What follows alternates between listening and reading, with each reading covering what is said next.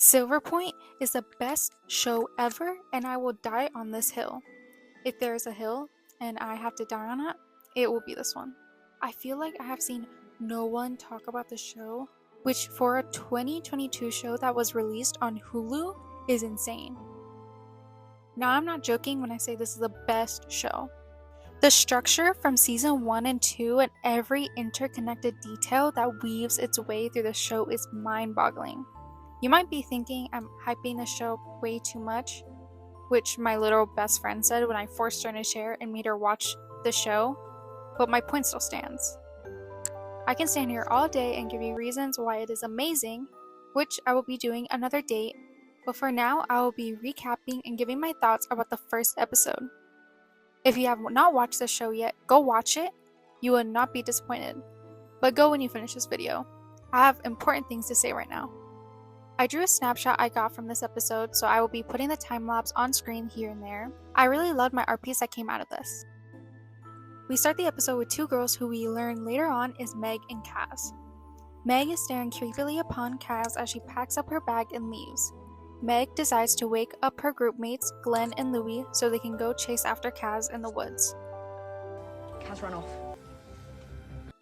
I've never been to camp before and probably will never go, but honestly, I would not go into the woods trying to look for a pier.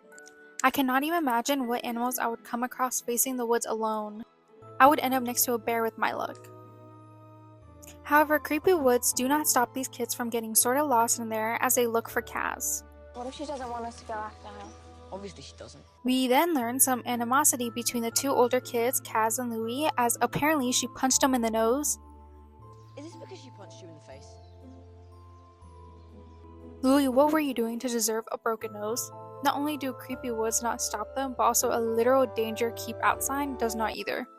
Even though Meg looked more hesitant, she still followed them and started hearing wee woo noises. Meg, come on.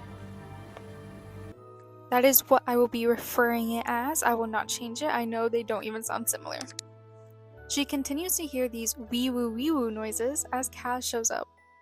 The big kids start arguing while Glenn and Meg are freaking out about their surroundings, as just mulch decides to float above the ground. When Louie throws Kaz's bag in a fit, they witness it staying in mid-air. Ooh. Fine, wanna go? Just go! Hey, careful!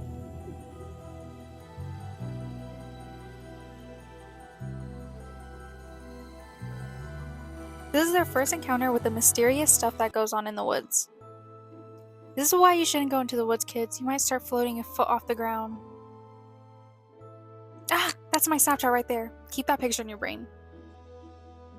Skipping through the intro card, our next scene introduces us to another batch of kids.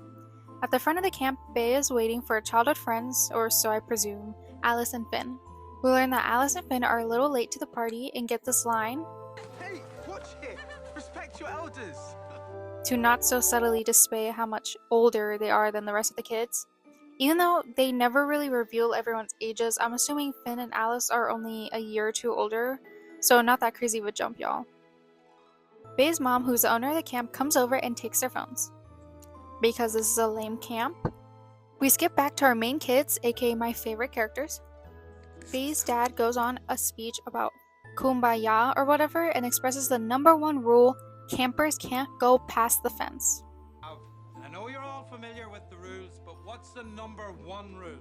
No wandering off town roads. Which means you stay this side of the fence. Now, The same fence these campers went past that morning. During breakfast, our main characters are discussing loudly what they discovered in the woods. Tell them what, we didn't even know what happened. Your backpack was hovering like this far off the ground. And when I mean loudly, they might as well stand up with the dad and continue their conversation. Keep your voice down. For people who are trying to discreetly talk about some mysterious things happening in the woods, they don't really know how to whisper.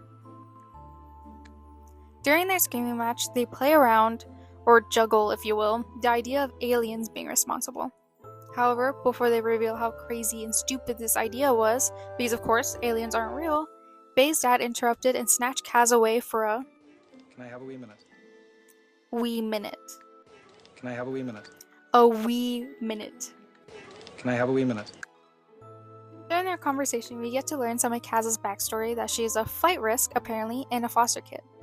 We also see how she punched, quote-unquote, Louis in the face, which I feel like we were lied to by Glenn. He was elbowed, no fist came in contact with that nose.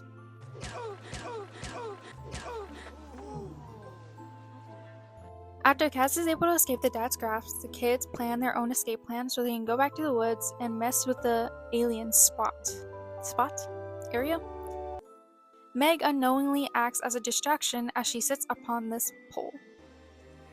Which honestly, if I was Meg, I would also just sit there because no one explained to her what she needed to do. I would be so confused why there would be a random punching bag in the middle. While the other 3 kids run off, we get another peek at Bee and her friends wanting to do more teen things than climb a dumb kiddie post. As Louis starts pondering and using his brain power to draw this line, Bee talks to Meg off the post where she realizes her group left her.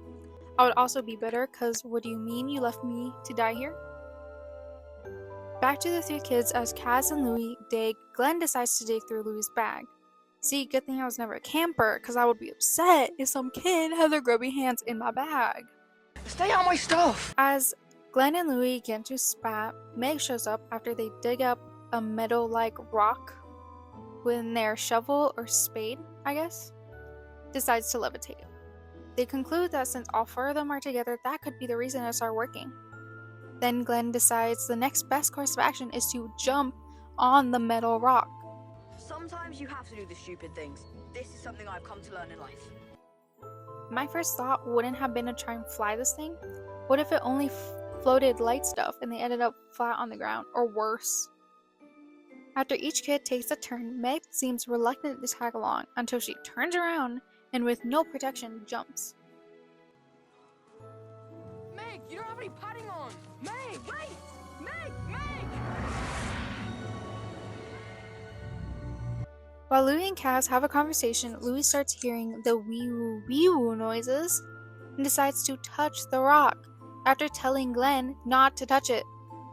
After some weird images flash through his brain, he starts sort of passing out or just falling, but the rest of the group drags him back to camp.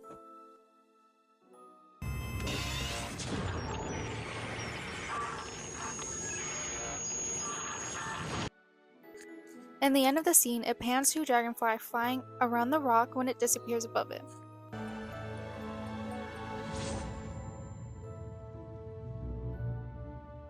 Episode concludes with the mysterious wee-woo noises. That concludes the first episode of Silverpoint. As a pilot episode, this one isn't bad in comparison to others.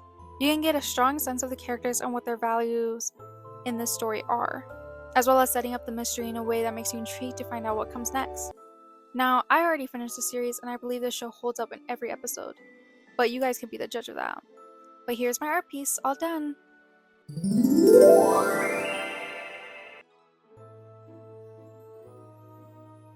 I wanted to try a different art style with this one and it took me almost 11 hours to complete. Let me know what you think in the comments, and if you've watched the show, tell me your thoughts on it. I hope you've enjoyed your stay and I'll see you guys next time.